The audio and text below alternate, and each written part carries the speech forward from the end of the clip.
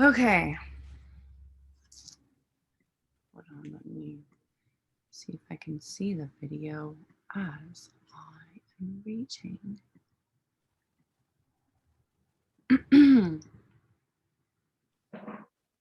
Okay. Hello, everyone. I am Serena Giordano, founder of Consent as Love, and I coach embodied, connected women interested in cultivating empowering and transformational relationships in their lives. I don't know how true I feel about this right now, but I feel very empowered in my relationships currently, but that wasn't always the case for me. It's taken me years to understand my own transformation and therefore how to help others to have similar empowering transformations. My journey began when I recognized I wasn't advocating for myself in my relationships and not even actually knowing quite where that stemmed from. I felt so hopeless and helpless, constantly giving up my needs and desires in order to sustain my connections due to conditioned people pleasing tendencies. But really, the conditioning went deeper than that. It was how I was conditioned to be woman from childhood, learning that my sole purpose as a woman was to please men, specifically sexually. It was growing up with a father with whom constantly imposed inappropriate emotional responsibility on me as I matured and continued to touch me beyond my clearly stated boundaries and then mocked me when I restated them. It was growing up with a sister who was completely emotionally unavailable to me when I tried to find solace in her in relation to my parents fighting all the time. And I was commonly crying, asking her for support in her room and her telling me to leave because she needed to be on the phone with her friends. These were my models of how to interact growing up. Not very conducive to advocating for expecting or demanding equal and respectful dynamics in relationships. I constantly felt like a victim to my reality, not feeling like I had the power or know how in order to shift my relational dynamics, because that's what I experienced growing up, that powerlessness. It wasn't until I realized I did have power over my reality that I began to take action to shift it and I began to educate myself. It really began when I first learned consent existed at all in college and realized I believed it to be the answer to all relational problems. And I started advocating for my and others' consent in all my relations. But I also began to be more exposed to embodiment tools like meditation, dance, sounding practices that helped me get more connected to myself and my body's yeses and nos. I really got to know myself better through these embodiment practices, but also just paying attention more to what I liked and didn't like, learning about and defining my identity, and understanding my past triggers and traumas, why they exist, and how they play a role in my present relational dynamics. I also learned how to have impeccable and clear communication through nonviolent and compassionate communication tools, and therefore had more skills and know how and how to clearly and specifically and caringly say what I was and was not open to, what I did and did not want, and collaborate on mutually beneficial agreements. Lastly, I had education around repair conversations and started to accept the necessary concepts of that we all make mistakes, disagreements will happen in deep relationships always, and therefore how important forgiveness and repair skills for self and other are. But really, it was when I started to recognize my own worth, and that's where the turning point came for me, that I had a right to exist, to have feelings and be a human, and to have a thriving life. That it was my basic right to advocate for what I need and desire, so long as I'm also honoring the consent as others. And now I have all these amazing tools to offer all of you on my life's journey. And I've created my own system and structure for consent to help others get through this in empowering ways. I solidified my brand, Consent is Love, as not just a business, but a movement and even a spirituality to expand consent culture in a loving and inclusive way. I've created my own step-by-step process called Consent and the 4Cs that helps people understand how to ensure consent is happening for themselves and others in their relational dynamics. I have created endless self-care resources around embodiment, such as meditations, mantras, and a movement practice to help y'all get connected to your body in relation to your yeses and nos. My music is strongly influenced by creating consent culture, and I have numerous musical offerings around consent and even a song for each of my consent and the 4Cs steps. Moreover, I've taught endless workshops at numerous gatherings, parties, and festivals over the last many years to educate people on how to have healthy relationships in relation to creating consent culture. And now I have an amazing and thorough online course called Empowered Relationships, which is a deep download of everything I believe y'all need to know to have successful and fulfilling relations, alongside offering transformational mentorship to women and all people that ignites them to create thriving relationships they desire, and breakthroughs in their life and communication. This is why I take time to offer a 3-month to 1-year program for y'all, because that is the adequate time it takes to make real lasting shifts.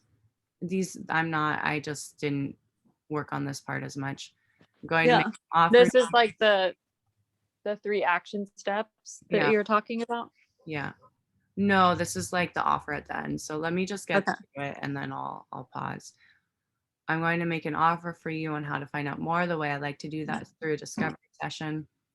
Raise your hand if this sounds exciting and empowering to you. It's been a journey, y'all, but I guarantee it's one that's worth it. How many of you have gotten mentorship around your communication?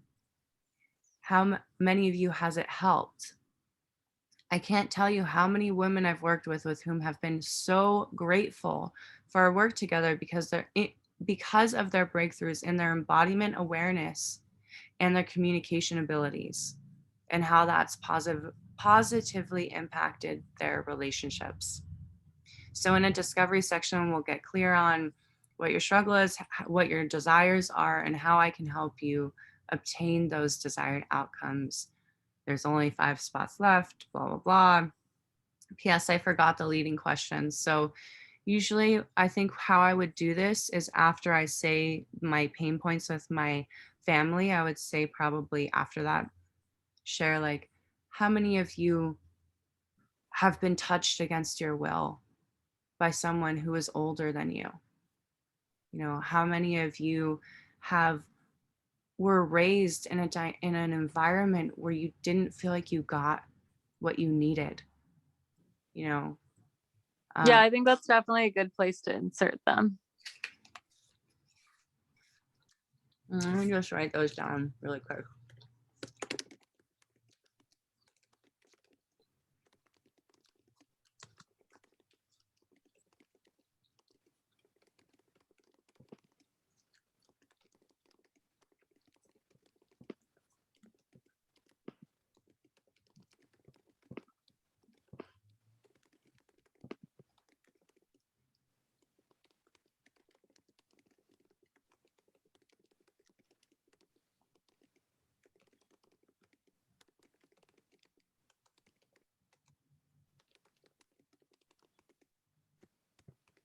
Okay.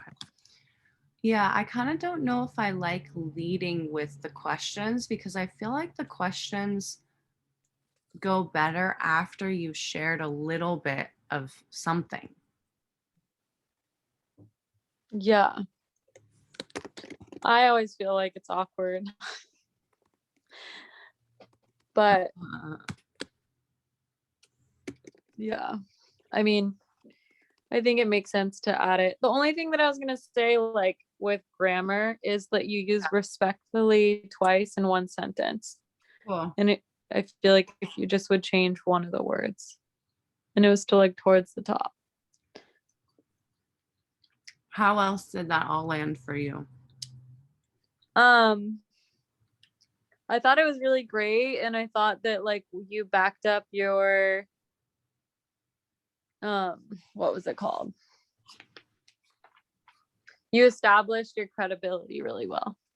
Yay! I was trying. Yeah, I feel like that's something that I haven't added into mine yet. Like, I started to, but I haven't really. Yeah, I noticed myself like in writing this morning. I was like, I'm excited about this now. This is exciting. Like I started like getting amped myself from like I'm like, yeah, I am good at this and like I do have credibility and like this is really cool work. Yeah. Really helpful for people. I'm sharing that because I'm continuing to get more and more aware of how important the story is. How Yeah. important it is to like know your story and be able to share it. Because I think I'm noticing even like hearing my own story is making me excited about it just from Yeah. hearing my own story. And I'm like, oh, that's right. Like this is the passion, this is like the why and the reason and the essence, I think, of it all. So anything else? Did you notice like any words that stood out or like how it felt in your body or what you most connected to? I mean, I really liked in the story how you talked about your dad and your sister, and then you ask the questions later about the feelings that come up that people could relate to in the story. Yeah. And then with like the actions that you can take to change is like, like asking for what you want and saying no and like those kind of things. Oh, yeah. I don't think I said that in this one though. Well, think you said it in the first one The one that I shared before today. on, yeah. Yeah. Okay, that's actually good to know. Saying no. Okay. And then tying it back to feelings in the story. Um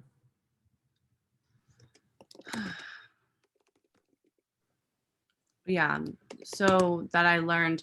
So do you mind if I read you the turning point quickly, like the first N- part? No. It wasn't until I realized I did have power over my reality that I began to take action to shift it, and I began to educate myself. I really began when I first learned about consent, blah, blah, blah, and started advocating for my and others' consent more. But then I could also say here, and also that saying no is okay. Yeah. Do you think that goes good with the consent, or should I say that in the first sentence? Like when I began to educate myself. Like it wasn't until I realized I did have power over my reality and that I could say no that I began to take action to shift it. Yeah. Do you think I should say that first or with the consent piece?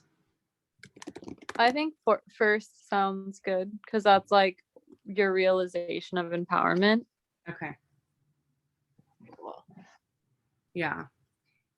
When I was sharing it on Friday, it was like it was fresh.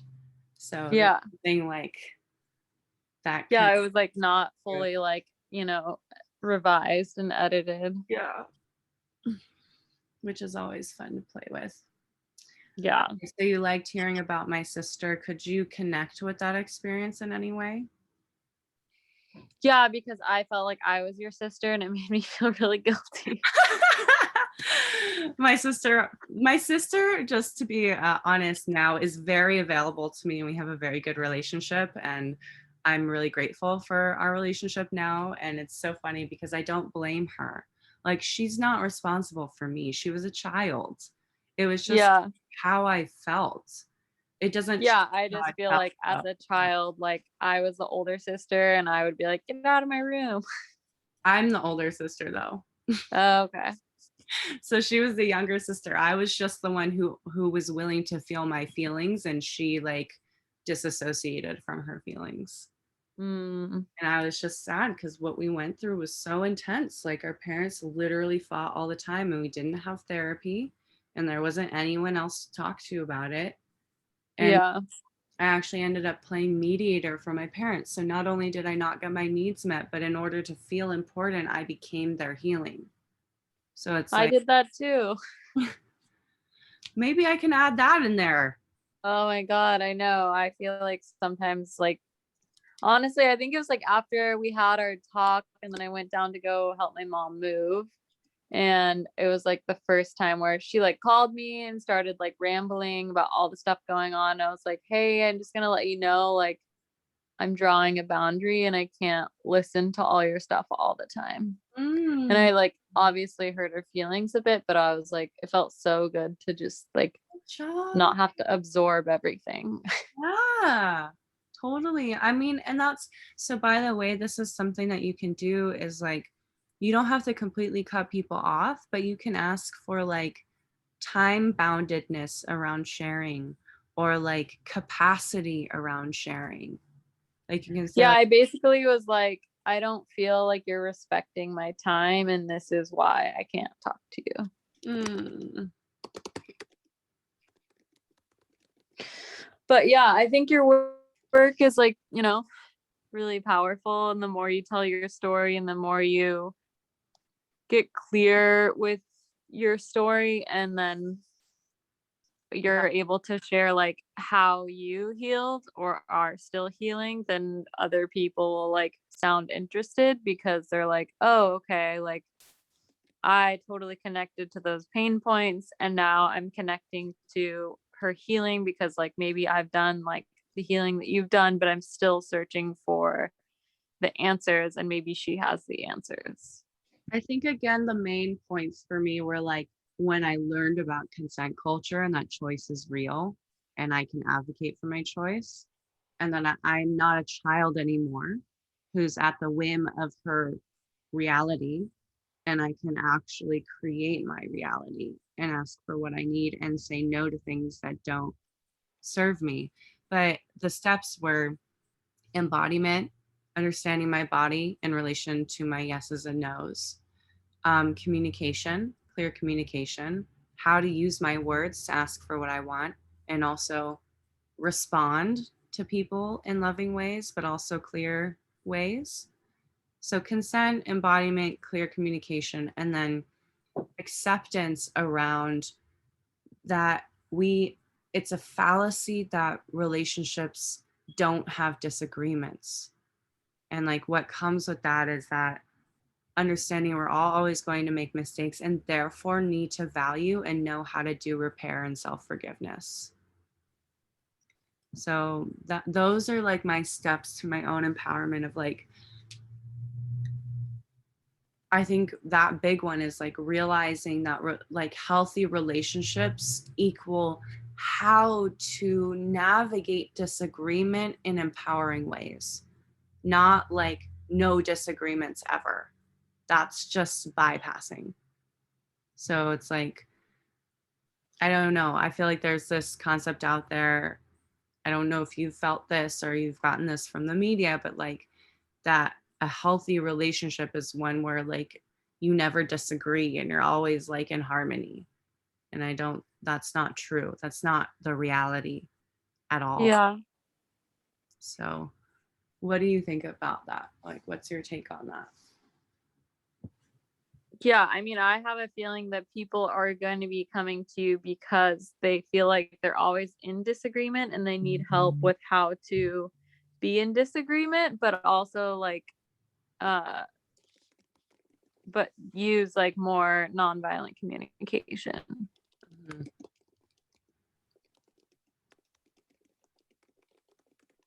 Yeah, it's really crazy. Like, I'm still learning. Okay, I so didn't I didn't read what Vaidehi said, but She She said, texted. "Hi, so sorry I had a really bad migraine last night and didn't sleep well. I just woke up not realizing I'd slept through my alarm." Um, should I just tell her that we're on Zoom now? Yeah. I mean, I want her feedback, but maybe we can, I don't know. It's 11 now.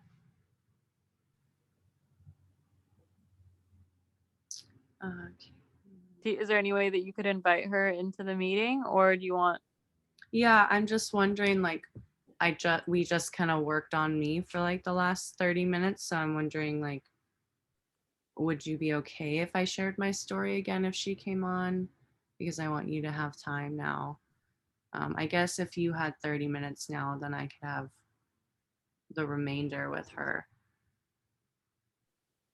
Yeah, or she could like schedule with us because she forgot maybe like a 30-minute thing Yeah, with each of us separately.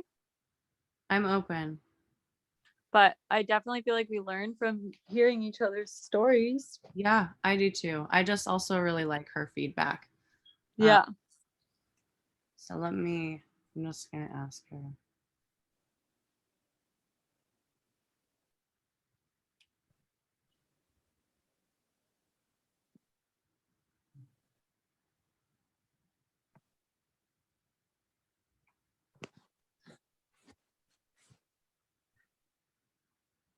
Anything else, Kaylin, about my story?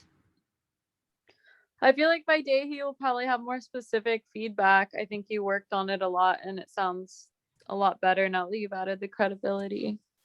And when you say credibility, you mean like me talking about Like my brand? what you have done to get to this place. Oh, okay. So like when Like you're like, I have learned about this and this and this, and this is why I am, you know, got it. able to be your mentor because I have gone through these steps to get where I am. Hmm. Cool.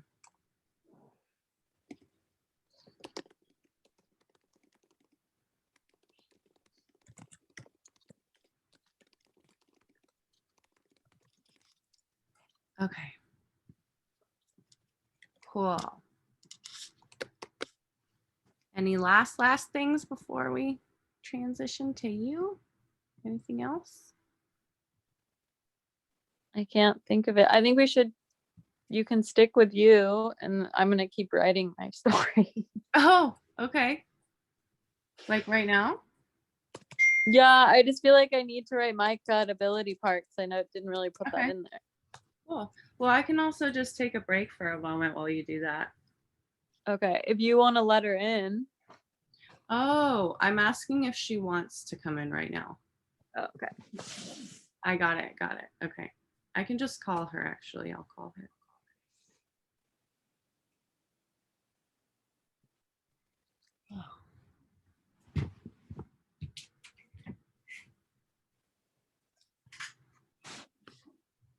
Hi.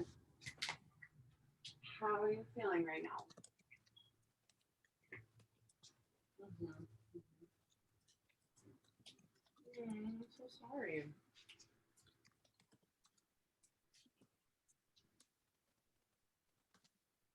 Oh, interesting.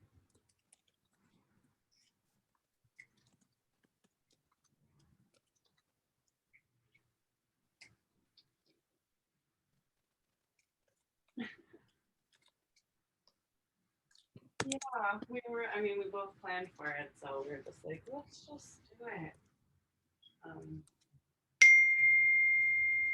she is, and she's actually like working on hers. So if you felt comfortable jumping on, I would love to share my story so you can hear it. Um, are you open to that? Do you feel capable of that right now?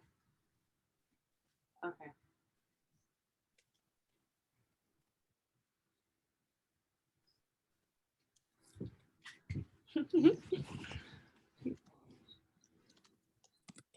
Yeah, no, I totally understand how things like that can happen. And I was like, this is not like Vaidehi, so I'm sure something happened.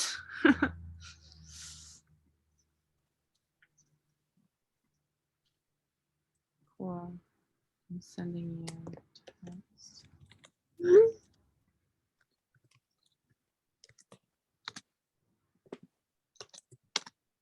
9.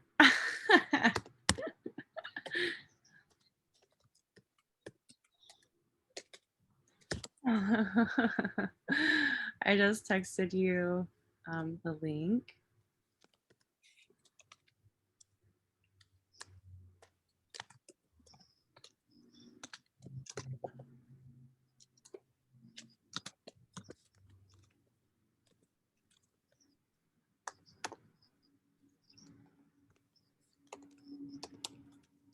Okay.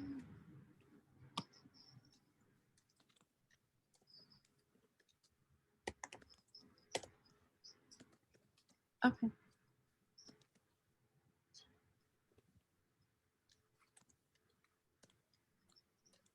Cool.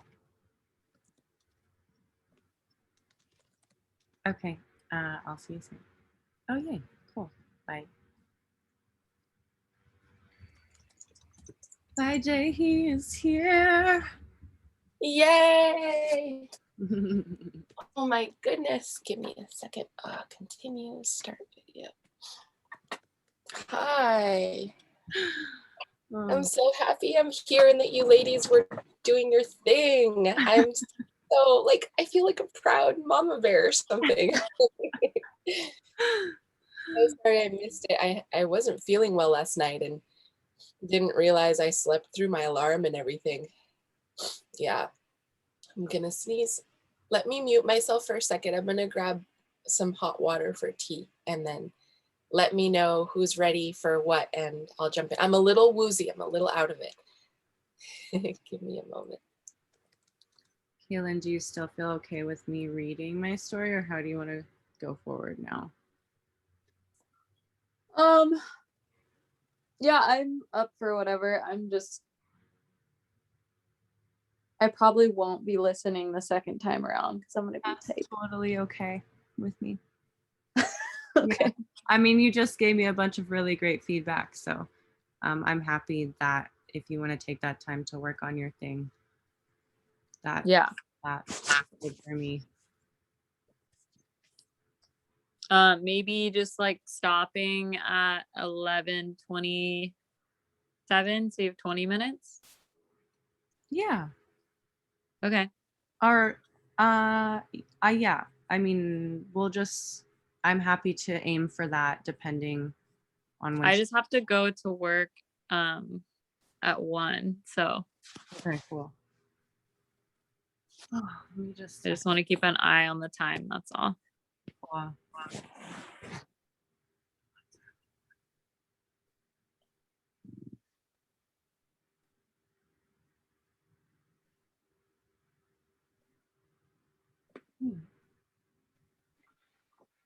Okay. So, what is the game plan? Who is going first so that we have time for at least feedback for both of you? Yeah, so Kaylin just gave me a bunch of feedback, so we agreed that I'm gonna share first so I can get some feedback from you Okay. as she continues to work on her story a little bit. Okay. And then with the goal of maybe ending by like around like a little bit before 11:30, and then spending the rest of the time on Kaylin, who needs to go to work by 1. Okay.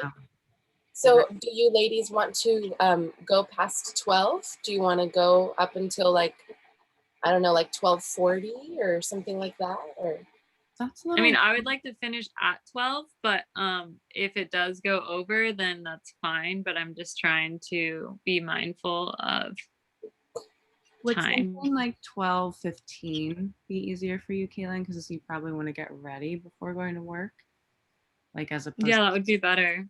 okay. yeah. Okay. And I also have something at 1 and I haven't I also kind of rolled out of bed and didn't really, I basically rolled out of bed, worked on my story, and then was on the call. Like I haven't even really eaten Nice. yet. I'm all like, that's awesome. And you're like, that's not the response I was expecting.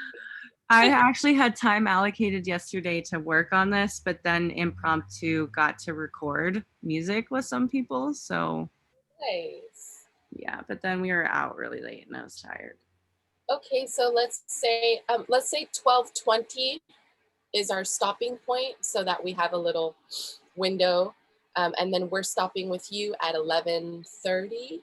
Well, if we have a little more time, I am just interested in your feedback Okay. in particular. Okay.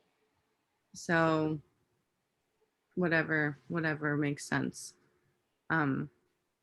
Okay, so I just got some feedback from Keelan. I didn't really implement it all yet, so I'll probably just read what I have and see what you have to say. Does that sound okay? Sure. Okay. And just a side note to remember to do the full thing, like engaging questions, weave it into your introduction, weave it into the beginning of your story. And again, your introduction is your establishing of credibility. Yeah. Yeah. And I don't know if I worked kind of most on like the challenge and the turning point. So I'll just see what you have to say and we can go from there. Okay. Hello, everybody. I'm Serena Giordano, founder of Consent as Love, and I coach embodied, connected women interested in cultivating empowering and transformational relationships in their lives.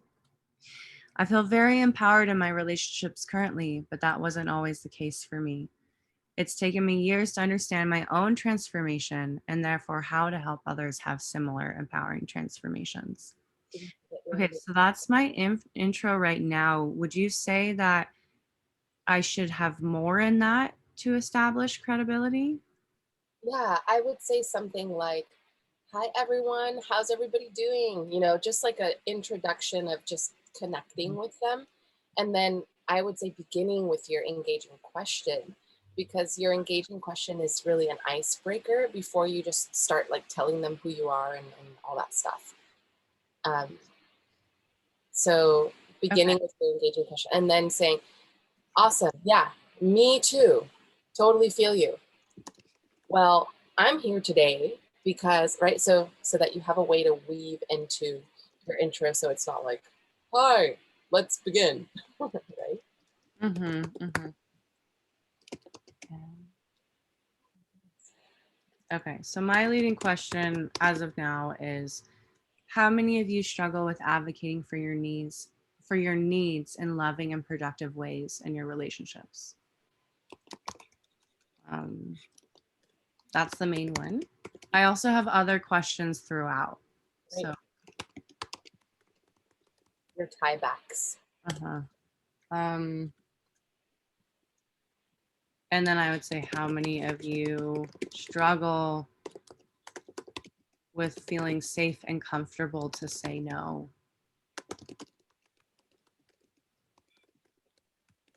Those are kind of the main two in the beginning that I could say. So, hi, how's everyone doing today? Welcome. Thank you for being here. I'm going to start with a few questions.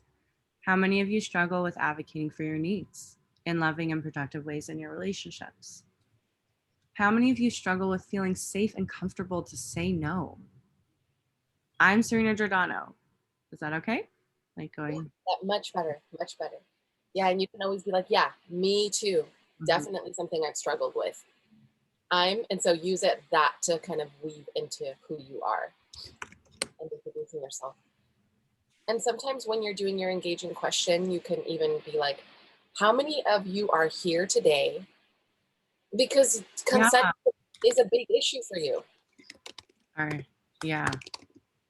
Right? Related to the title of your workshop, because that's probably what they've seen. They've seen the title of your workshop and they came, or maybe they saw something you wrote and they came, or a video for your promo. So you can sometimes say, you know, how many of you are here today because of something that you know you wrote or quoted or is in the title of your workshop. What if I said something along the lines, since that is kind of like negative-ish, what if I said something like, how many of you are here today because scent feels really valuable to you in your life in whatever way? Yeah. Because that gives more space for it to be a negative and positive experience, because sometimes people might be there because they're really stoked on consent, it's really worked for them, or some people might be there because they want to learn more about consent and they've had like really crazy things where they didn't honor consent or other people didn't honor their consent. So Yeah. okay, so hi, how's everyone doing today? Thank you so much for coming. I really value your presence here. Thank you for trusting me. I'm going to begin with a few questions. How many of you struggle with advocating for your needs in loving and productive ways in your relationships? Me too. How many of you struggle with feeling safe and comfortable to say no in general? I've also gone through that. How many of you are here today because consent feels really valuable to you in your life in whatever way? How many of you are here today because consent, I almost want to say, has presented itself in your life in a big way or something? And again, keeping your questions really short is good too. There was one of them that was a little bit long. You could just say how many of you struggle with instead of the details of relationship. Okay. I forget what question that was. And for this one, you know, how many of you are here because you've noticed the topic of consent is something that's reoccurring in your life? Yeah. Okay.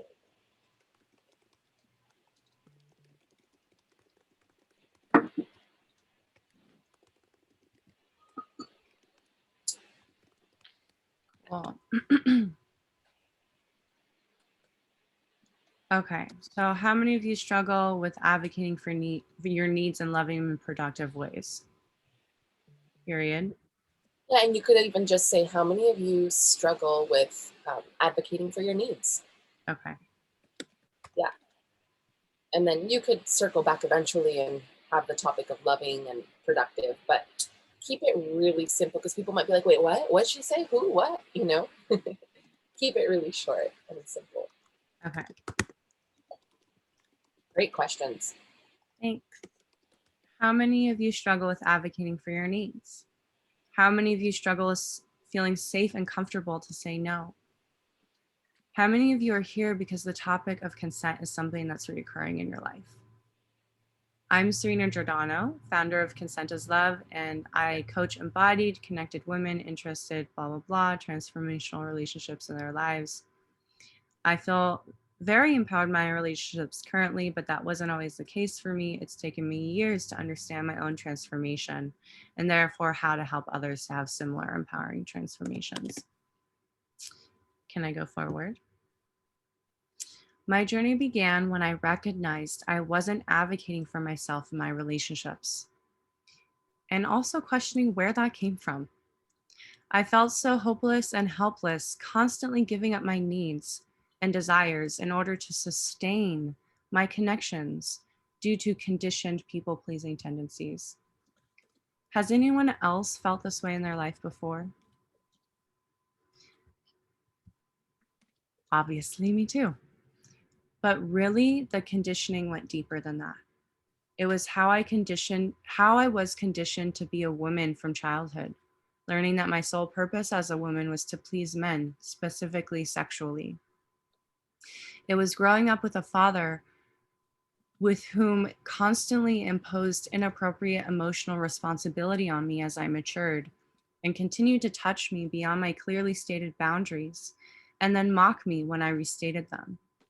Who can connect with this experience? It was growing up with a sister who was completely emotionally unavailable to me when I tried to find solace with her in relation to my parents fighting all the time. And as I was commonly crying, asking her for support in her room, her telling me to leave because she needed to be on the phone with her friends. That's what I have so far, but I wanted to add one more, which would have been like, it was also becoming my parents' healer when I didn't get what I needed as a child from them. Who can connect with that experience? These were my models of how to interact growing up. Not very conducive to advocating or expecting or demanding equal and respectful dynamics in relationships. How many of you have been touched or had your boundaries crossed by someone who is older than you? How many of you were raised in environments where you didn't get your emotional needs met? I constantly felt like a victim to my reality, not feeling like I had the power or know how in order to shift my relational dynamics, because that's what I experienced growing up, that powerlessness. It wasn't until I realized that I did have power over my reality and that I could say no that I began to take action to shift it, and I began to educate myself. It really began when I first learned about consent and that it existed in college and realized it was the answer to all relational problems. And I started advocating for my own and others' consent more. But it also began when I was more exposed to embodiment tools like meditation, dance, sounding practices that helped me get more connected to myself and my body's yeses and nos. I really got to know myself better through these embodiment practices, but also just paying attention to what I liked and didn't like, learning about and defining my identity, and understanding my past triggers and traumas and why they exist and how they play out in present relational dynamics. I learned how to have impeccable and clear communication through nonviolent and compassionate communication tools, and therefore had more skills and know how and how to clearly, specifically, and caringly say what I was and was not open to, what I did and did not want, and collaborate on mutually beneficial agreements. Lastly, I had education around repair conversations and started to accept the necessary concepts of that we all make mistakes, disagreements will happen in deep relationships always, and therefore how important forgiveness and repair skills for self and other are. But really, it's when I started to own and recognize my own worth that the turning point came for me, that I had the right to exist, to have feelings and be a human and have a thriving life. That it is my basic right to advocate for what I need and desire, so long as I'm also honoring the consent of others. And now I have all these amazing tools to offer all of you from my life's journey, and have created my own system and structure for consent to help others get through this in empowering ways. I solidified my brand, Consent as Love, not just as a business, but a movement and even spirituality to expand consent culture in a loving and inclusive way. I've created my own step by step process called Consent and the Four C's that helps people to understand how to ensure consent is happening for themselves and others in their relational dynamics. I have endless self created resources around embodiment, such as meditations, mantras, and movement practices to help y'all get connected to your body in relation to your yeses and nos. My music is strongly influenced by creating consent culture, and I have numerous musical offerings around consent and even a song for each of my Consent in the Four C's steps. I've taught endless workshops at numerous gatherings, parties, and festivals over the last many years to educate people on how to have healthier relationships in relation to creating consent culture. And now I have an amazing and thorough online course called Empowered Relationships, a deep download of everything I believe you all need to know to have successful and fulfilling relationships, alongside offering transformational mentorship to women and all people that ignites them to create the thriving relationships they desire, in helping them with breakthroughs in their life and communication. This is still murky, but this is why I take the time to offer a 3-month to 1-year program for you all, because that is the adequate time it takes to make these real and lasting shifts. I'm going to make you an offer on how to find out more. The way I like to do that is through a discovery session. Raise your hand if this sounds exciting and empowering to you. It's been a journey, y'all, but I guarantee it's one that's worth it. How many of you have gotten mentorship around your communication? How many of you has it helped? I can't tell you how many women I've worked with whom have been so grateful for our work together because of their breakthroughs in their embodiment awareness and their communication abilities, and how that's positively impacted their relationships. So in our discovery session, we will get clear on what your struggle is, what your desires are, and how I can help you obtain those outcomes. There's only five spots left, blah, blah, blah. And then I didn't really solidify this last part, but if you're interested, if this is calling you in any way, I highly recommend you get on a discovery call with me. It would be my honor to serve you and support you in your empowerment journey. Here's the link. If you don't get in on those 5 spots, I'll be creating a wait list. I look forward to hearing from you. Awesome. Okay, I have feedback for sure. Yeah. This is great though. This is really great. It's well put together. It's clear. You have your engaging questions. You have a clear, endpoint for your offer. You tell your story really well. Obviously, when you're telling your story, you're going to be in it and you're going to be putting the emotion into it and really kind of living the experience. And okay, so yeah, this is really great. I've just been taking notes. I Yeah. love your journey and how you shared about all the cool things you do. I was like, oh my God, this is amazing. So this is really, really well put together. Good work, Serena. Thanks. Yeah, how do you feel about it as you've been sharing it? I feel it's a little wordy, but I feel like I feel good about the arc of it. I feel like it's coming together and it makes more sense. And I feel passion in it. And I was just telling Kaylin too, me reading my own story, makes me even more excited about my own work. Exactly. So yeah, it's fun to go through the credibility and go through my story and be like, oh yeah, I have done those things. I am good in this way. And I do have all this experience and all of this amazing material to offer people. It's helped me actually feel more solid in my own self and what I have to offer. So that's been nice. Yeah, this is great. That's why this story is such a big piece of the program and such a big part of the homework and something that is very important to walk away with in Yeah. 30 days. Okay, so I have some feedback for you. Are you ready? Yeah, I'm ready. Okay, so the first piece, let me see if I want to start. Actually, let me start with the end first. Okay. So what I want to remind you about is that this is your intro, that your story, even though your story has an intro, is the intro to your workshop, right? There are opportunities where you will just be sharing your story and maybe making a 2-minute video where you tell your story and make your offer to the discovery session. So it does stand alone often, but remembering that it's also the introduction to the workshop that people have signed up for.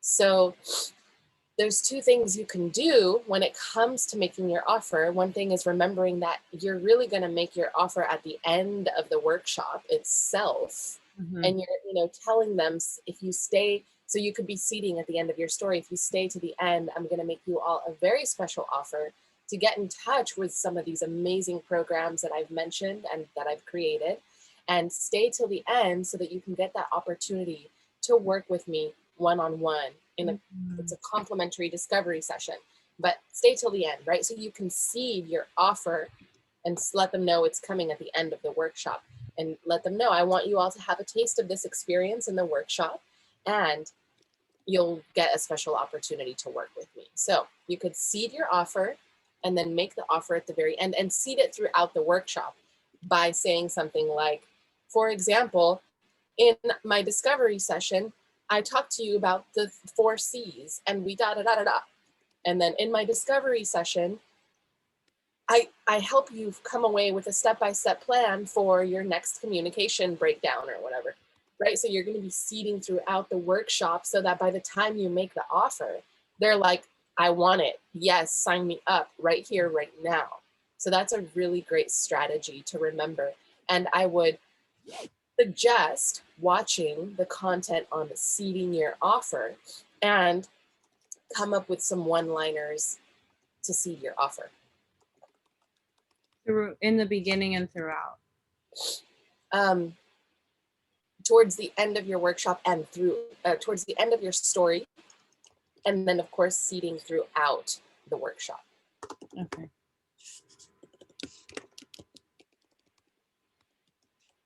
And okay, when you're ready, let me know. I'm ready. Okay. If you wanted to, I don't necessarily recommend this piece, this part, but if you wanted to, you could say something like at the end of your story, which is where we are now, right? You could say, for those of you that already know this is extremely important to you and you like what I've said so far, I encourage you to grab your discovery session now and get your spot now, because they will fill up by the time I make this offer at the end of the workshop. And for those of you that still need some time to think about it, I will be making this offer at the end of the workshop, and I only have 5 spots available, or whatever the number is, right? If you have 16 people in the room, you have 8 spots available. If you have 10, 9, 8 people in the room, you only have 5 spots available. You want to offer, at least half the amount of spots to the people in the room or something like that, so that they're, unfortunately, marketing psychology, right? There's a bit of a scarcity and they want to be the first ones to grab the spot. It sucks, but hey.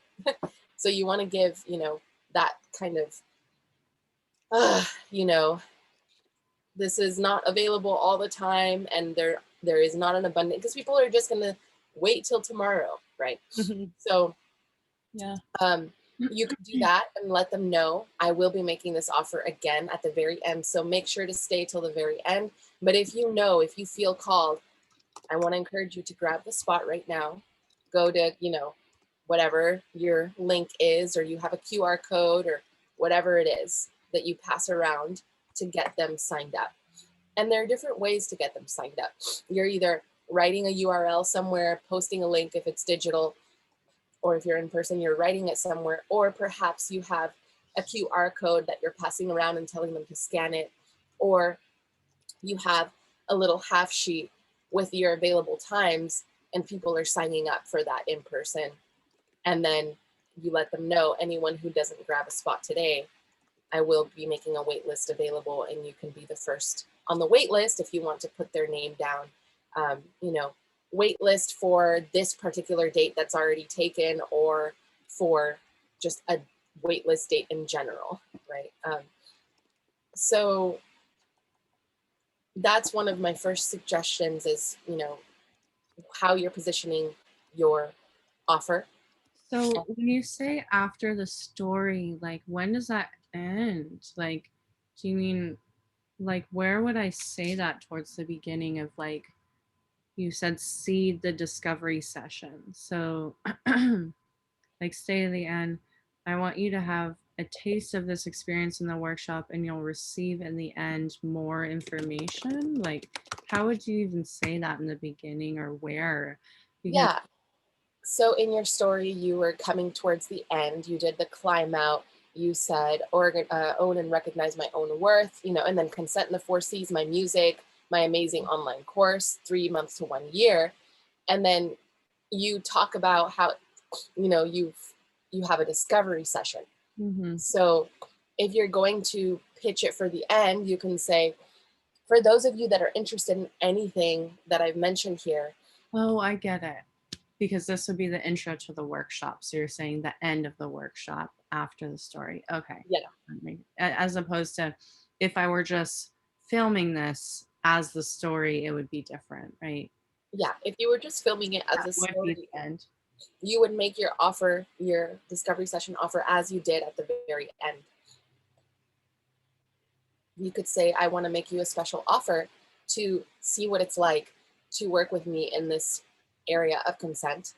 And if you're interested in any of the things I've mentioned, I'm offering a complimentary discovery session. Click on the link below. I only have 5 spots available and it's first come, first serve, right? So you would create that urgency, tell them, you know, the call to action if you're pitching your offer right away. Okay. Okay.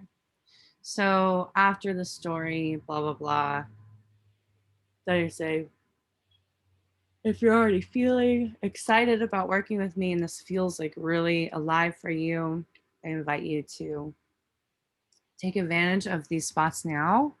And also, this workshop is a little snippet of what more you'll gain in working with me. So I invite you to stay to the end where I'll talk more about this opportunity. Yeah.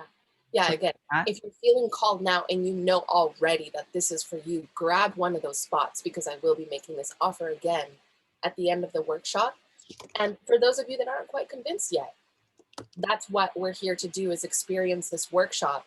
And if at the end of the workshop you feel called to book a discovery session, I will be making this offer again at the end of the workshop. awesome. So make sure you stay till the end and be thinking about it throughout the workshop.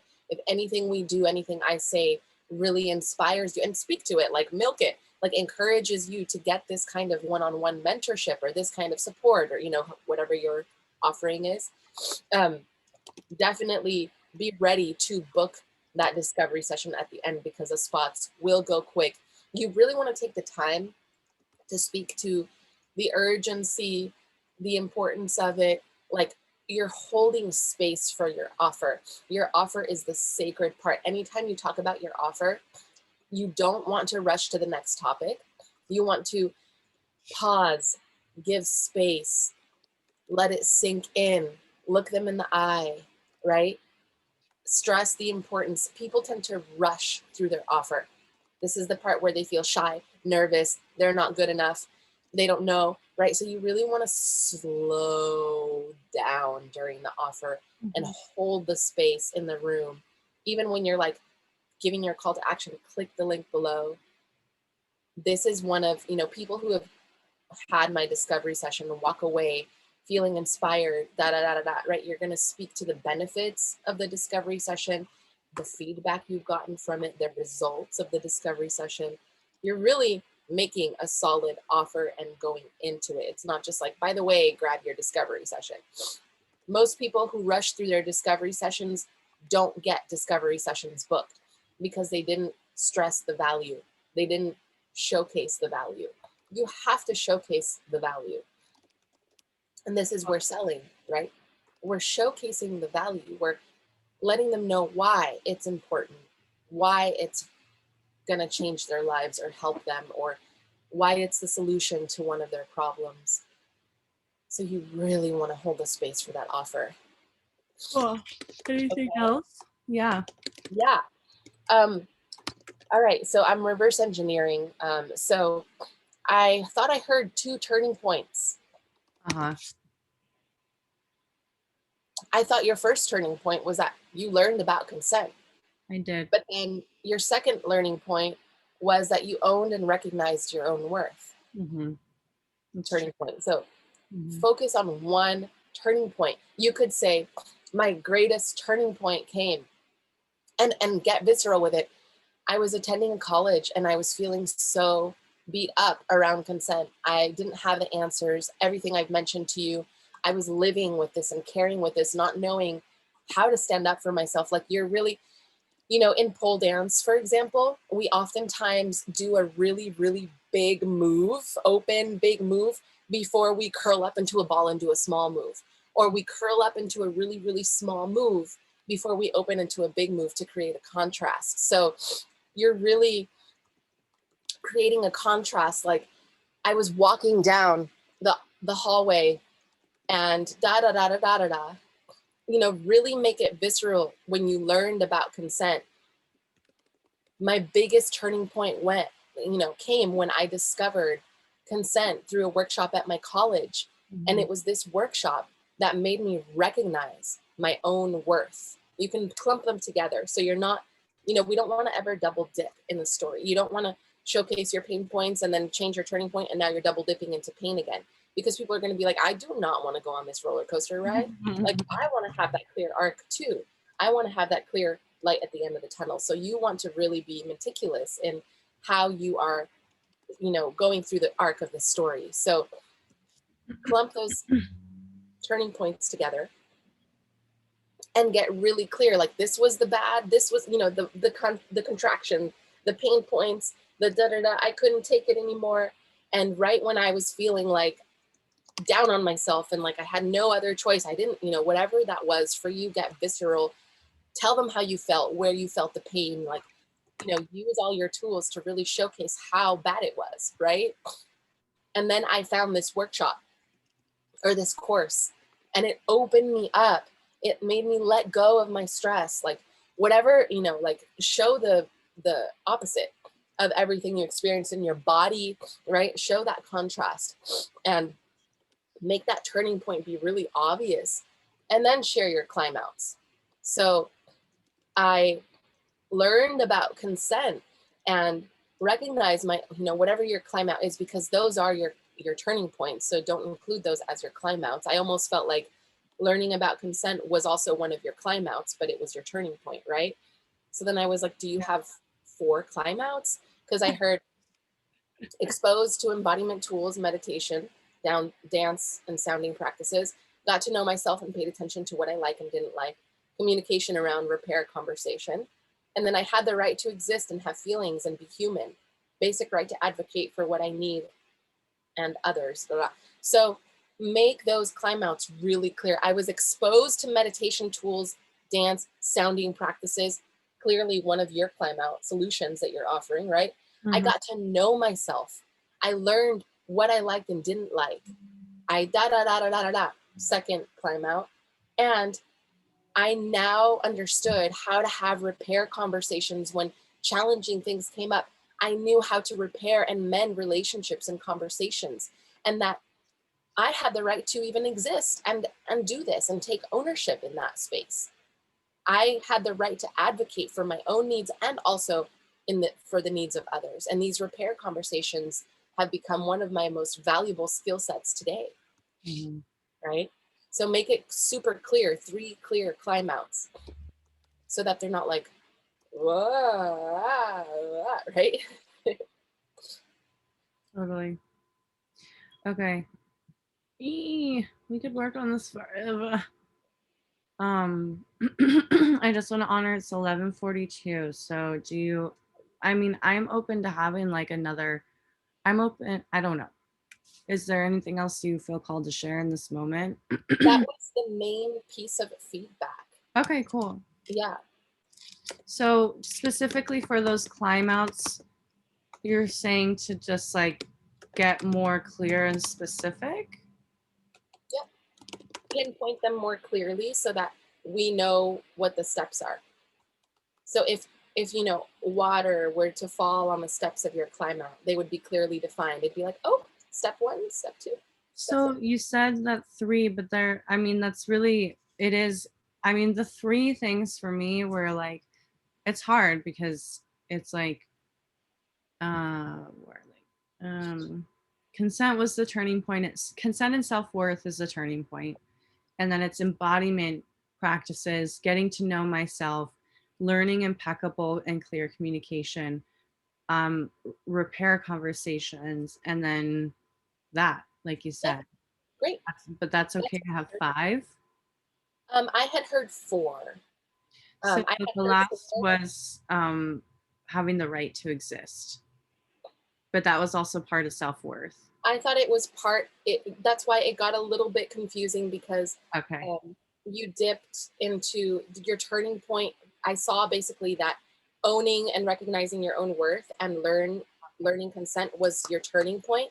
So that's why you had 4, because recognizing your own worth was the last one. But no, I just repeated them to you. So the 3 turning points that I heard were exposed to embodiment tools. Okay. And you said, meditation, dance, got to know myself and paid attention to what I like and didn't like. And of course, add whatever it's part of that. And then communication around repair conversation. Okay, cool. So once we cleaned it up just now we're back to the 3. Okay, thank you. You're welcome. And yeah, we can definitely talk about if we need one more meeting so that you ladies can showcase your stories as complete and we can have like a little graduation kind of vibe. But let's see where we are. I'm open to that for sure because that's what this is supposed to be. But, you know, it's cool. But, you know, we kind of took a moment to get into gear with it. But I think we're in gear now. So I'm just stoked for you ladies. But let's talk about that maybe towards the end. And let's jump into Kaylin's story. Yeah. Just want to show you this mango. I don't know if you can see it, but it's so perfect. Oh my gosh, it looks amazing. Okay. Let's find my story. I love that I'm talking about food while eating. All right. Does anyone here have an obsession with food? Have you ever felt yourself not knowing when to stop eating? Familiar with eating your emotions? Well, I totally know what it's like. Before you know it, the whole box of cookies is gone, the bag of chips, and then the chocolate. That is why I'm here today. I've made it my mission to be mindful with my habits of eating and nourishment. I have found through experience that mindfulness is the key to creating balance and harmony with our gut health. My name is Kaylin Bovey. I'm the founder of Be the Mindful Momentum, a health and wellness mentorship program that guides seasonal cleanses for people dealing with digestion issues, yoga retreats for people wanting to deepen their yoga practice, and full moon support groups for women who want to empower each other. I offer a free discovery session for anyone interested in my programs, and I'll tell you about it after you get to know me a little better. Even as I tell you this now, I want you to know it wasn't easy to get here. I even feel pain, discomfort, and embarrassment to share my story with you. I have kept a secret from even the closest people in my life about my unhealthy eating habits, like binge eating. It is so important for me to share with you because this is the medicine. To be vulnerable is the key to unlocking our healing. I carried pain as a child from my parents' divorce, and because of that, I used to struggle with binge eating. I would eat as many things in the kitchen as I could find in order to soothe my emotions and distract me from confronting my past. Binge eating comforted me in the moment, but then afterwards I felt ashamed for overeating. It seemed to serve as a quick fix. Not only did this cycle persist for many, many years, but it soon caused my health to decline and I became very ill. I was depressed, I felt physical pain, I constantly had infections and visited the doctor for medication. I was experiencing chronic yeast infections and my energy levels were declining. I could not have sex with my partner, and because of this, I felt ashamed that my body was not worthy of pleasure. I was receiving plenty of quick fixes from doctors, but even those things weren't helping anymore. They weren't addressing the root of my problem. Ayurveda was the turning point. I found Ayurveda when a friend of a friend offered a discounted consultation while she was studying to become an Ayurvedic counselor.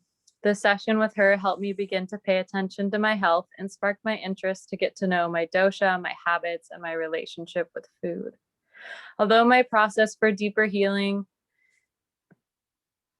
exploration had started, I still was experiencing issues with my mind and body. I used to be the girl that was beaming with light, smiling, and strangers would open up to me just because of my warm presence. But at this moment, I was very dark. I became depressed that I could not get out of bed. My intuition told me that there was a deeper layer to my healing, but because of my health's decline, my vision was clouded and I needed more guidance. I was at a loss. I doubted myself. I doubted my worth, and I definitely did not feel connected to my body. I was afraid that I was going to live in discomfort and pain for the rest of my life, and I was almost ready to accept it that way. My symptoms became worse and worse, and that is when I asked around to find a more advanced Ayurvedic practitioner, Jeff Turner. It wasn't until I had a session with him that I felt heard, understood, and for the first time in a long time, hopeful. He told me that I was experiencing brain fog and depression because the yeast in my gut had spread to my brain. This was my aha moment. Finally, a doctor wasn't trying to treat my digestion or my mental state, but instead all of it as a whole. There were 3 steps I took for my transformation: mindful eating, meditation, and mindful movement. And these are the pillars that I use in my mentorship program. The medicine was within the combination of body, mind, and spirit. Through my mentorship program, I will support you with your pain and your transformation. Now that I look back at the loss, fear, and pain I experienced, I'm grateful for them. The transformation could have not happened without the pain, and it reminds me of how far I've come. My story connects me to others because I can relate to the hard times many of us go through.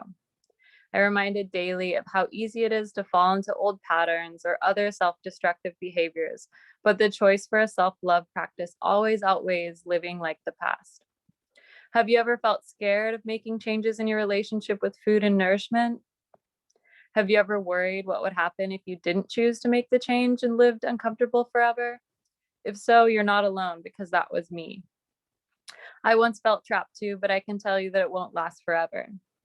I've been establishing these mindfulness practices for most of my adult life. I've been teaching yoga for over 8 years. I became a certified Ayurveda health counselor at Mount Madonna Institute. I've been learning and practicing Chinat Song, which is an ancient abdominal massage method that gives attention to the internal organs and the emotional system of our gut. The combination of yoga, Ayurveda, and Chinat Song are the tools I use to help you with your life journey in health and wellness. With my mentorship program, you will receive knowledge that will last a lifetime. If a lifetime of healing regimens sounds interesting to you and you're ready to dive into support and accountability, book your session now. Through this discovery session, we will explore what goals you have for your health so I can curate a program specific to your needs and especially so you feel heard and understood. Done. All right, give me the feedback. Nice, Kaylin. All right. Well, so first of all, excellent work in getting through the story and having all those points laid out for yourself. I see that you've like overcome something powerful since we last spoke, and you're like owning and claiming your story of transformation. There's this like energy and enthusiasm that's I think Serena can see it too. Like we can see how you're just like alive with this and alive with what you do and how you're here to be of service to others. Like, are you seeing that, Serena? Yeah. Yeah, Like, there's definitely more excitement, especially in the beginning. You were definitely more engaged when you were asking the questions. Yeah, that was fun to experience and witness because I similarly felt like maybe that's something you've struggled with, is like connecting to that with the story and engaging the audience. So does that feel true for you? Yeah, definitely. Like it felt super awkward the first time I did it. And I think just like the more that I practice, the like it almost feels like you're like a stand-up comedian and you're like everyone's looking at you and you just like have to like say the joke right. Like that's how it felt the first time. And I felt like I dropped the mic. And then this time I was like, okay, like I've practiced the joke and now like it starts to feel a little bit more normal. yeah, it feels so much more fluid coming from you. So that's great. And yeah, how does it feel in your body this time as you're telling the story? I still feel nervous. I still feel like a little bit emotional and like kind of like feel it like a little shaky and just like it just still makes me nervous to really tell people my story because it's like I'm being extra vulnerable. But when I started to add in like my credibility, then I was like, okay, like even though these things happen, like these are the reasons why you should trust me and not just think that I'm still like falling apart. So I Yeah. felt that when I received. Do you mind if I share things quickly, Vaidehi? That yeah, I feel like Kaylin, you're actually really good at like wording your credibility, which I've appreciated like hearing from you. Like I feel like that's almost like one of your superpowers, is like sharing in ways that make sense and are clear and succinct and credible. So I wanted to say that to you. Um like for example, even like and I feel like you were really smart with your language, like saying things. I'm not sure how you would share about this Vaidehi, but saying things like, I've been establishing these practices for the majority of my adult life. With my mentorship program, you'll receive things that last a lifetime. Like those are really smart, engaging things to say, I think. Hmm. And those are just some examples. Well, Vaidehi definitely helped me with the lifetime thing, but I'll take credit for the other part. Well, yeah, and then that's, these are what we're getting better at, right? Is like the languaging and how to use it in a way that's like engaging and honest, but also directive and smart. So it's like the one thing I would say for you, Kaylin, is when you talked about binge eating, even though you already had those leading questions in the beginning around food, I kind of wanted you to pause after that for a moment just to like give everyone a breath to take that in. And then also ask the group who has had experience with binge eating, and just like take a moment to like be with that for a moment before moving on. Okay. That's all my stuff so far. Thanks for letting me go. Okay. So maybe I could put it in after like, I used to struggle with binge eating.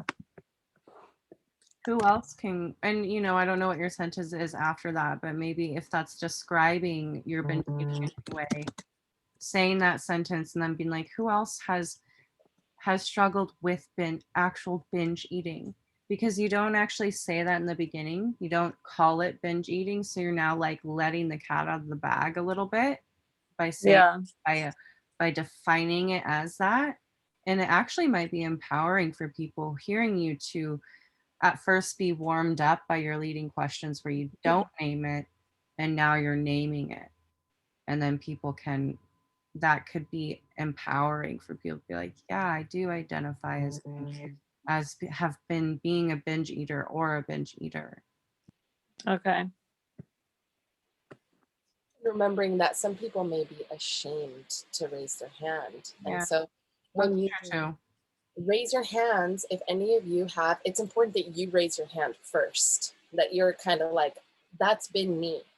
How many of you feel a sense of shyness to kind of admit that?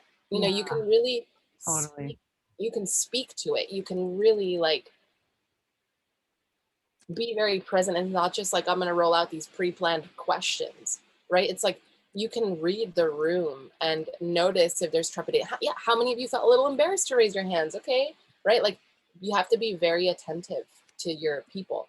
So definitely, recognize that it's a sensitive topic and some people might be embarrassed to even You admit could it. also even just say like, how many of you have experienced this, and even say like, I want to express understanding of how hard it is to admit that, but if this is true for you, I invite you to just feel that in your body in this moment. Like you could even invite them into something around that without raising their hand, or acknowledging that it could be hard and giving them another thing to do in relation to that. That just felt like an important part to like give space for, given that that's kind of like, it feels like a big deal to me.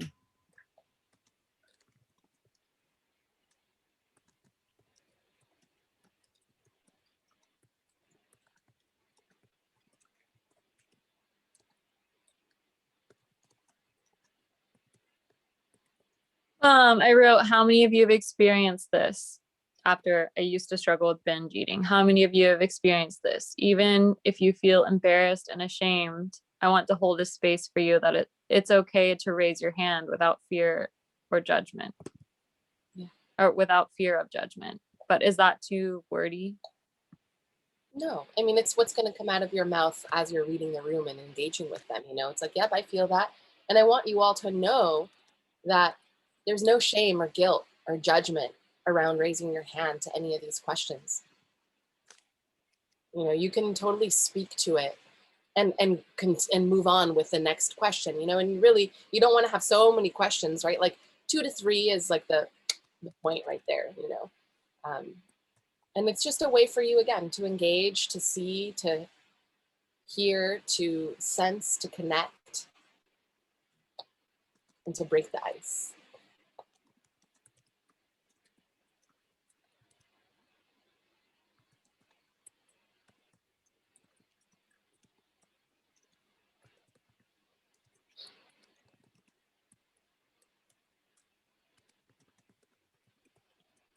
Okay, I said,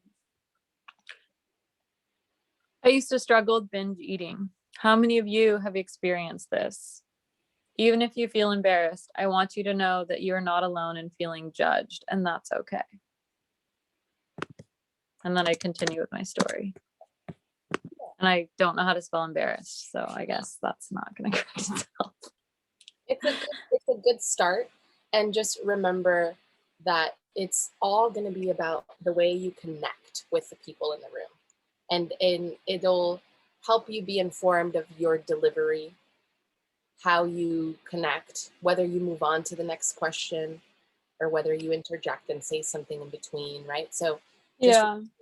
that we're creating kind of an outline, but the room is going to be what will help you understand your delivery and your style and all that stuff.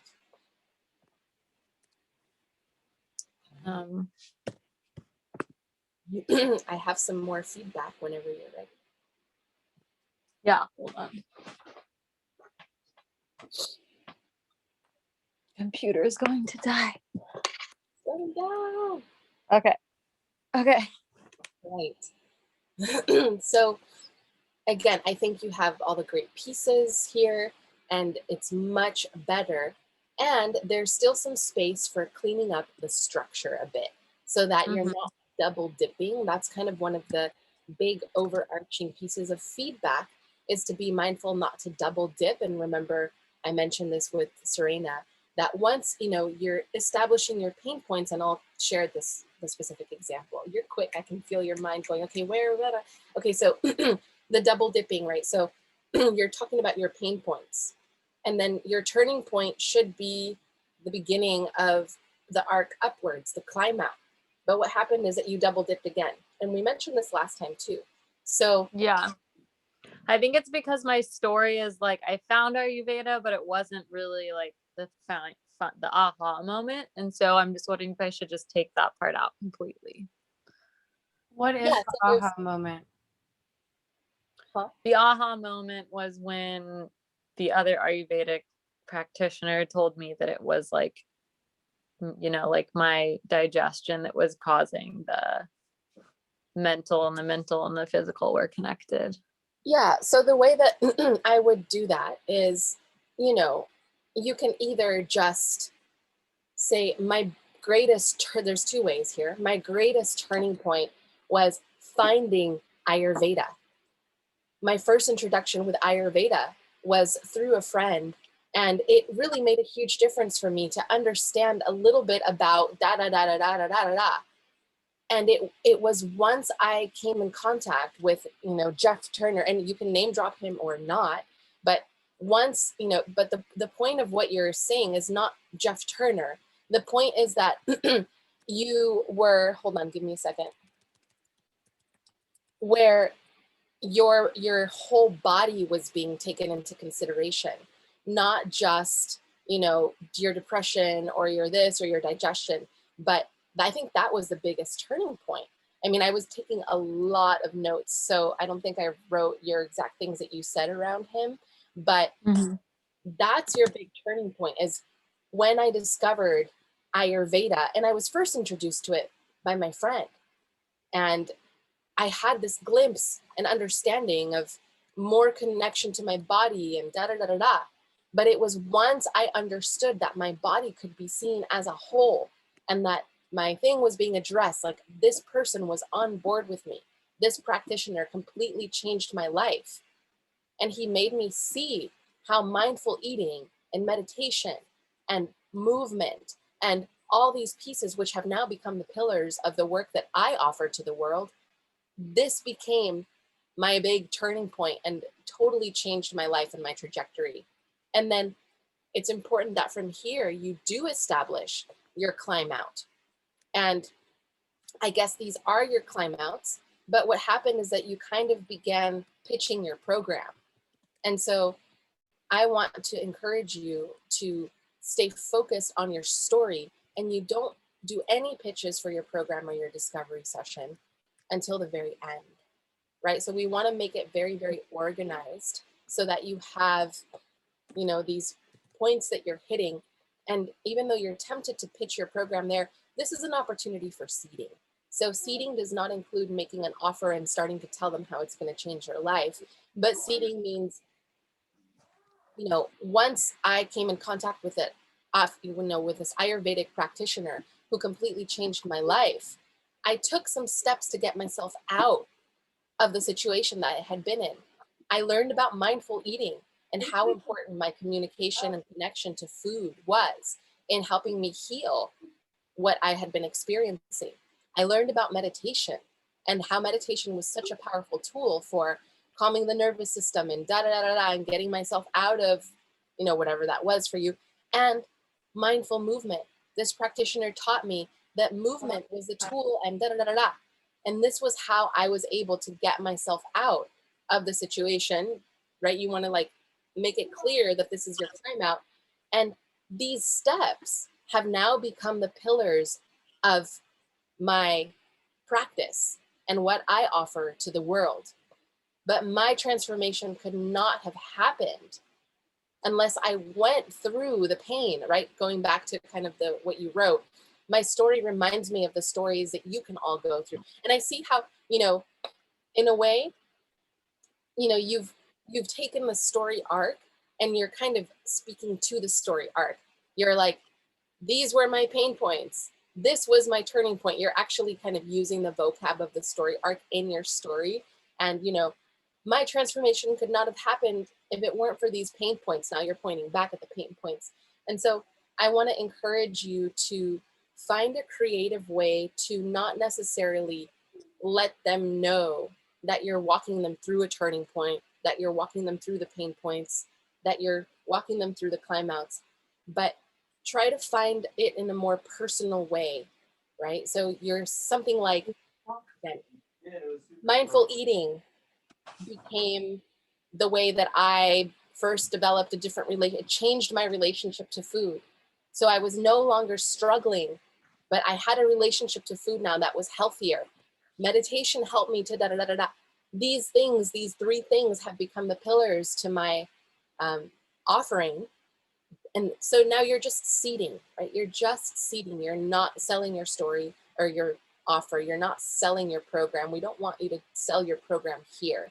We want you to wrap up your climb out and let them know, you know, today, everything that I experienced, from the moments of pain that I shared with you to meeting of the Ayurvedic practitioners that changed my life, to the steps that I took, these have become the pillars of my programs.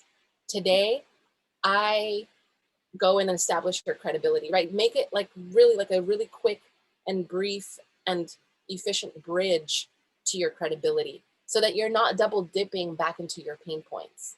You're not double dipping back into the turning point. Maybe you're recapping it, but you're efficiently, swiftly turning that into a bridge to your credibility. So, you know, today I get to serve people who have struggled with this. You know, I've 8 years of this. I've learned to practice, da da da. These are the tools that I provide. My mentorship program gives you the tools that will help me last, you know, help you blah, blah, blah, lifetime. And if this sounds interesting to you, I'm going to be making you an offer at the end of this workshop. An offer to work with me one-on-one and find solutions to some of the challenges you may be experiencing with the way you nurture yourself with food, with your nervous system and your body, you know, whatever that is, however you want to phrase that. And again, like I mentioned to Serena, you can either say, if you know you want this help from me now, I encourage you to grab your spot now. But if you want to, if you're not convinced yet, I want to invite you to experience the workshop, and we'll be making this offer again at the very end of the workshop. But I want you to think about this throughout the workshop.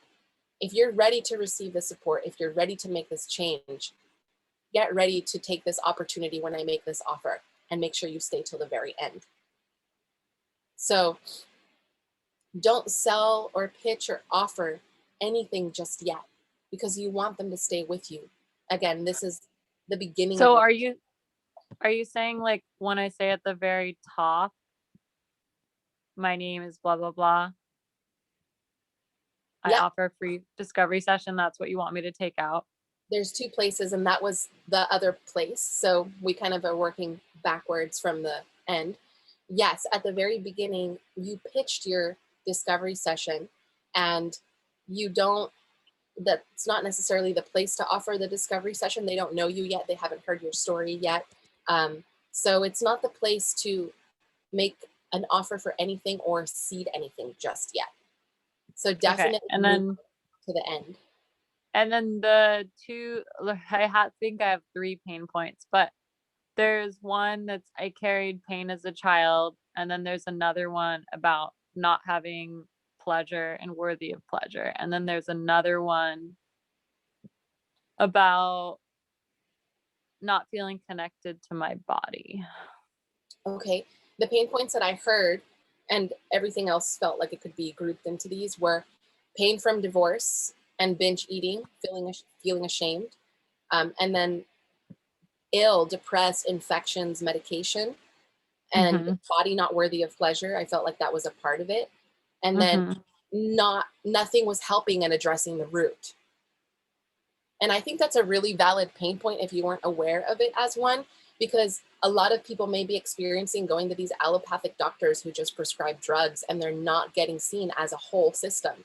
And so I think that's a really valid pain point, especially as an Ayurvedic practitioner who is offering root, root solutions by looking at the whole system. So I think that actually, if you did not include that as a pain point, I think your search for getting help is a very important pain point.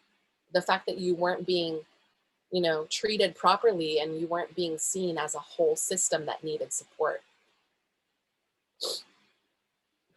Okay, so maybe I could, after I say, this session with her helped me to begin to pay attention to my health, sparked my interest to get to know my dosha, my habits, my relationship with food. And then I go back into the pain point.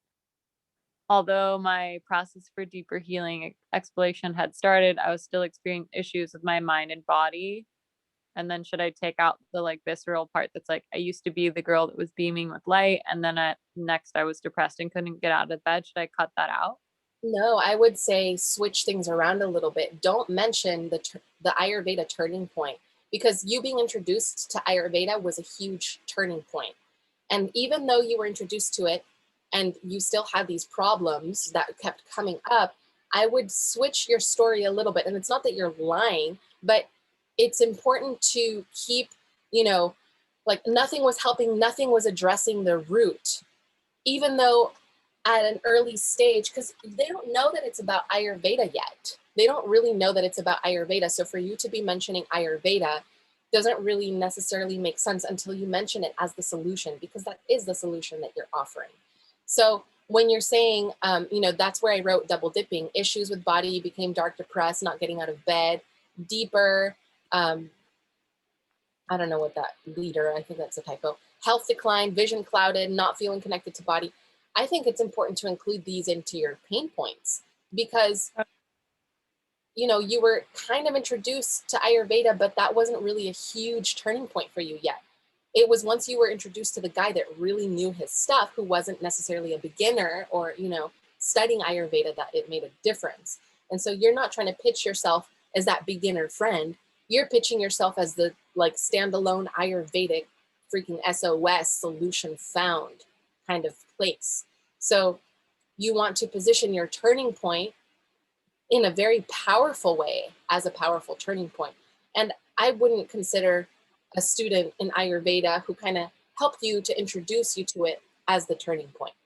It was kind of like part of your journey, but it still wasn't the solution, because clearly it wasn't at that point. So take all those symptoms issues with my body, felt depressed, vision clouded. I think you can include that in the became ill pain point. It's kind of part of that pain point.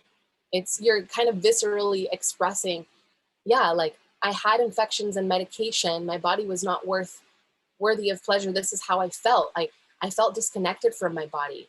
I really doubted my self-worth. I lived in this pain and discomfort, and I wondered if I was ever going to find a solution. Nothing was addressing the root, and I just, I began to think that this is how I was going to live my life. So all these little pain points, all these notes around symptoms of worth and these are all things you can sprinkle along with your pain points. And I think that last pain point of nothing was helping and addressing the root, I began wondering if this is how I was going to continue living my life.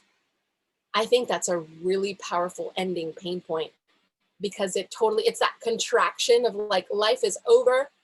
Like, this is the end. This is how it's going to be. Boom. And then the turning point of Jeff Turner comes along. So I think it's a really good ending pain point. So after I say discomfort and pain for the rest of my, I was almost ready to accept it that way. Then should I just take out finding the discounted consultation and say, I asked around for an Ayurvedic practitioner? Like, I just like, I'm wondering like how to edit the story still. Yes, mention at the very end, the ending pain point, definitely say, I wondered if this is how I was going to live my life. I was going to live with discomfort and pain. Definitely have that be your last point. Sprinkle the other ones in with the other pain points. And then say, like, you've painted a visceral picture, okay? I question whether this is how I was going to keep living my life, and that I was going to have to get used to it. I had no other choice. It wasn't until I found an Ayurvedic practitioner that I had a huge aha moment. You don't have to be so honest and detailed that like, I looked around and then I called this person. You don't have to include all those details. Again, your story can be a summary of 10 years of your life, 15 years of your life. You're not going to include every detail, and then your friend told you about this, and then you called this place, and then she didn't really help you, but you now knew about Ayurveda. You just need to summarize it as,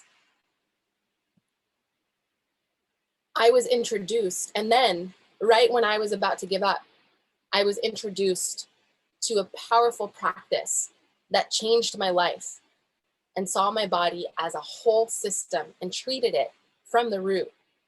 I was introduced to Ayurveda. And the powerful practitioner that changed my life taught me the importance of that became the pillars of my practice today.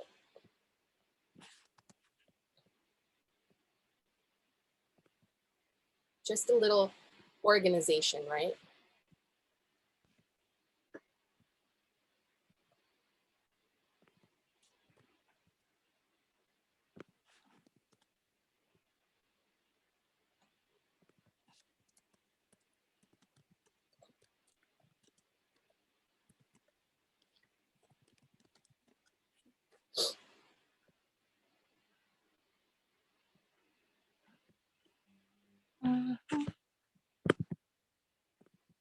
Oh my God.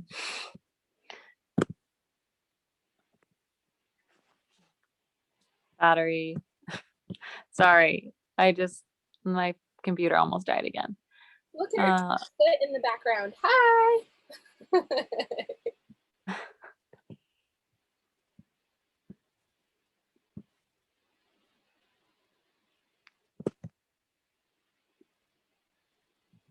Oh, that's such a cool drawing you have back there. Sorry, I know you're typing, but yeah, it's the womb. Yeah, that's beautiful.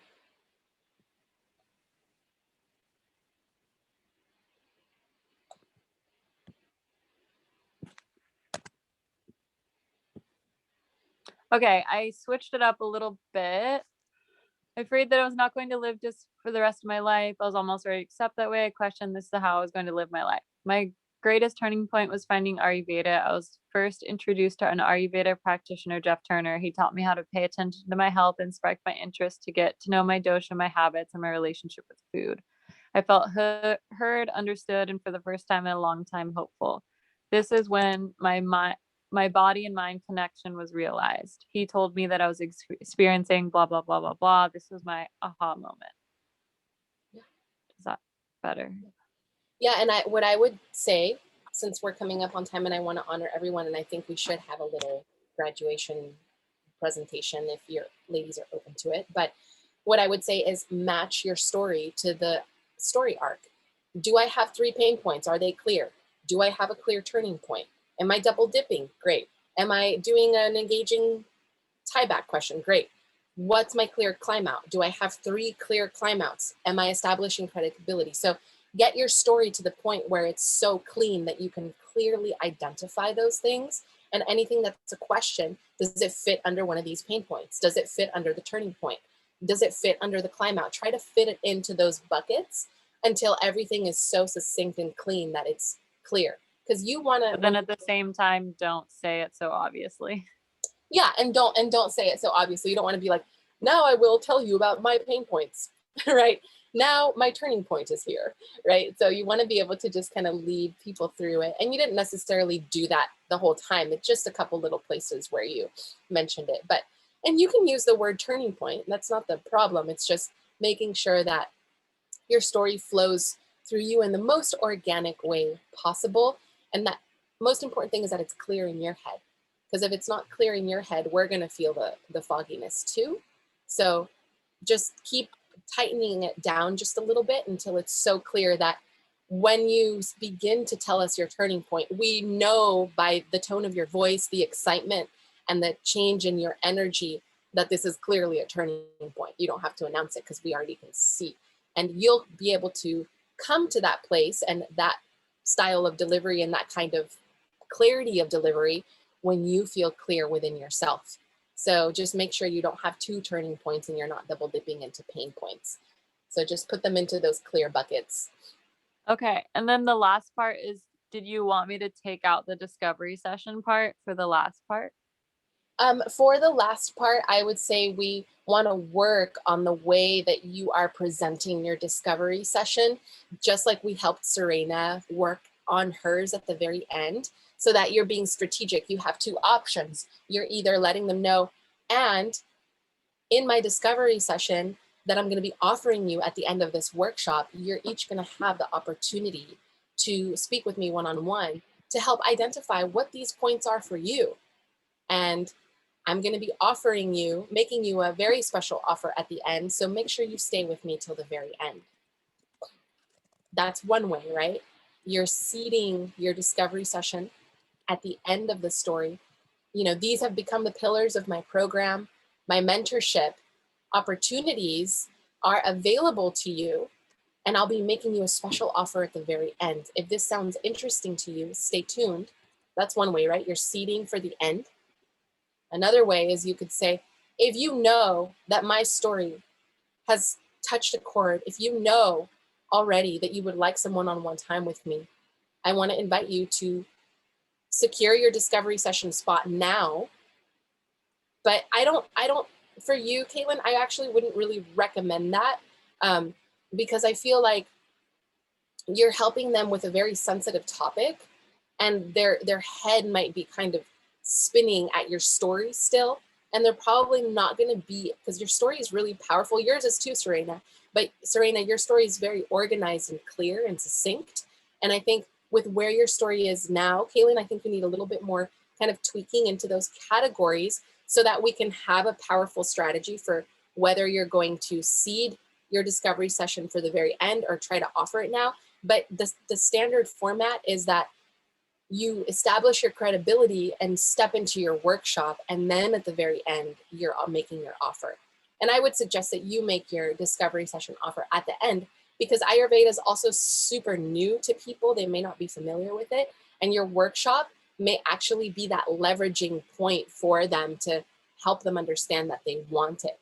Right now, they're connecting to your story and the transformation, and they're hearing about Ayurveda. But once they see your workshop, they're going to know a little bit more about Ayurveda and how it can be a solution for them as well. So I recommend that, to answer your question, we just seed your discovery session at the end. So you establish your credibility and mention, these are the pillars of my mentorship. And I'm going to be, for those of you that are interested in finding out more about this mentorship and how these pillars and Ayurveda can be supportive to you and your story and your transformation, I'm going to be making you a very special offer at the end of this workshop. And this discovery session I'm going to offer you is a 30-minute session that allows you to have a one-on-one conversation with me about some of what these pain points are for you, and I help you to find that solution. So make sure that you stay with me to the very end to grab your spot if you feel called. Right? So Okay. you just kind of seed and let them know it's coming at the very end. Okay. Just want to show you the art. Oh my gosh. That is so beautiful. You I should didn't do it, definitely. obviously. What? What's that for? Huh? What's that from or for? It's from an artist on Instagram. A long time ago, I copied one of her art pieces and like copied her painting and gave it to my friend as a gift. And then my roommate was like, "Oh, like she's having a sale. You want some of her art?" And so I just bought a piece of her art. Nice. It's really Yeah. beautiful. Yeah, thank you for sharing that. Wow. Okay, so I would love to have a little closing kind of graduation with you ladies where we present our final stories, our mission statements, and just close out and just like connect about what we've learned, what we experienced. And also I'd love to share with you about what is possible for you if you'd like to continue mentorship as well and getting support with where we're leaving off. So are you open to maybe doing one more Wednesday night, or do you want to find another time this week? I don't like the nighttime. I just don't have enough energy Yeah. for that time. Yeah. I think later, like Thursday or Friday or Saturday is better for me. I like having some space to work on this. And just so you both Yeah. know, I just got word that I can go back to my house and feel a little more comfortable there. So I also am like, I just started renting a studio. It's just for me, it's also been where can I even be to be online? Right. So, but So yeah, I will tell you that this would, like, again, I mentioned this before, Friday, starting Friday, I won't be available. I'm going back to Los Angeles and we have like some shows and Kirtan events that we're doing. So I'm completely booked, and I'm also launching my next program. So I won't be available. Thursday is really the very last day that I could do this, and it's getting pretty tight. It would have to be something in the afternoon or in the evening, like early evening. Like I wouldn't be available in the at nighttime because I'll have to be packing. I could do Thursday evening. I mean, or afternoon. can't do Thursday evening. Um, what times on Wednesday do you have, Vaidehi? It would have to be like a early evening kind of thing, but I know Wednesdays are tricky for Kaylin, huh? Because Yeah. you teach and all Yeah, I teach in that. the I think early Thursday evening. could be a good. How is Thursday for you, Serena? I think Thursdays have just been the days that I've been trying not to do things on. That's like the day I try and go out into nature all day, and then I have a like a closing gathering for another group. I think starting around 7. Um, that I want to feel like emotionally prepared for. So, I mean, I could do that afternoon. What's the earliest time that you could do, or what's your window of time on Thursday afternoon? Yeah, so I would say like 2:30 to 4 could be really good on Thursday, or 3 to 4:30. And then what about later than that? I would say honestly, the latest would be like 4 to 5:30. Okay. Let's see.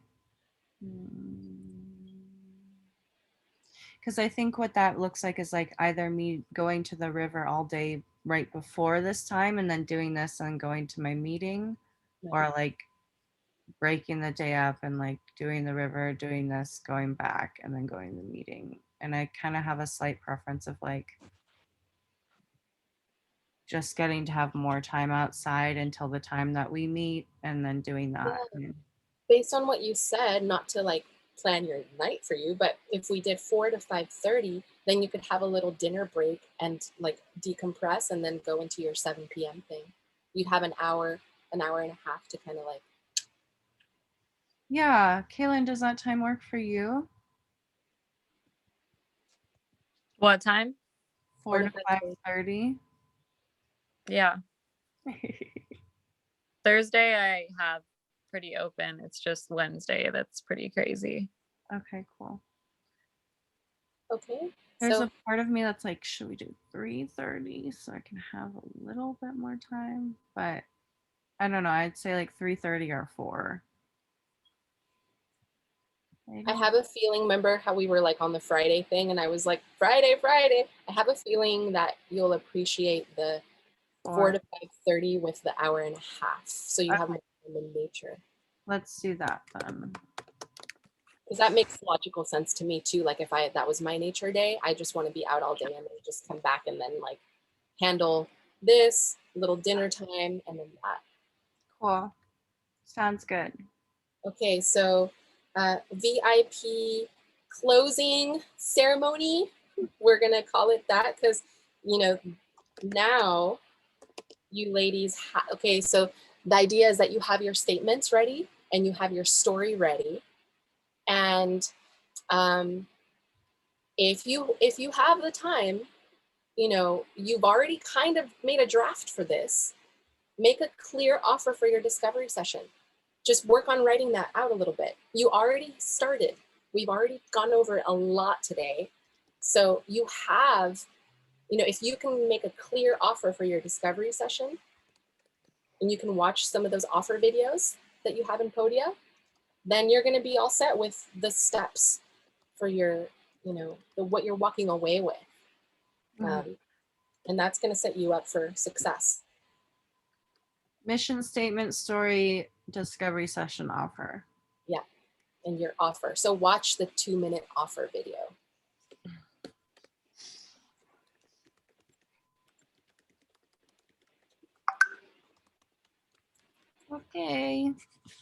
Okay, so we'll see you 4 to 5:30. I will be sending you a new link and I'll send you an email with reminders of what to have ready. And it's going to be our time to present your stories. And sure, we can do a little feedback, but this is your final presentation and we're going to really close. I will be also sending you ladies a testimonial link. This is a great way for me to receive your feedback, to know what I can continue to improve, and also to share your experience that you'd like to share with the public. This is a great way for me to continue building and sharing with people how this program can help them. So other sisters that may be kind of considering can look at your testimonial and be like, okay, you know what? That really helped me, the testimonial process. And I encourage this testimonial process for you as well. So I'll be sending you these links in the final email for our closing ceremony. And if you have some time to fill that in, that would be so appreciated. And that's it. And then we will be closing and I'll make you ladies an offer and you can choose to continue and we can work out the details individually, but I'll at least make you an offer for what is next for you if you want to continue getting some help and support. So yeah, the last thing I was going to ask for is the notes that you took down from our last session. Could you send those to me in an email? Oh, yes, definitely. Okay, thank you so much. Notes from last session. Sent to for both of you. Okay. All right. Yes, you'll be getting all of that from me between today and tomorrow. I'll be doing some admin work, so. Hope your migraine stays away. Yeah, it feels like a faint kind of pressure here right now on the left side. But I hope it stays away too. We had a fast yesterday, so I kind of have a feeling it was because of the fast, but I don't usually do fasts. Yeah. Okay. All right. Well, see you guys on Thursday. See you on Thursday. Such excellent work. I'm so excited to hear your stories, and I'm so proud of you ladies for going without me. Thank you for being understanding. I felt really proud, actually. That was like more exciting than me being on time. But Yeah. thank you for your patience. Yeah. Thanks, Serena, for creating the Zoom link. Yeah.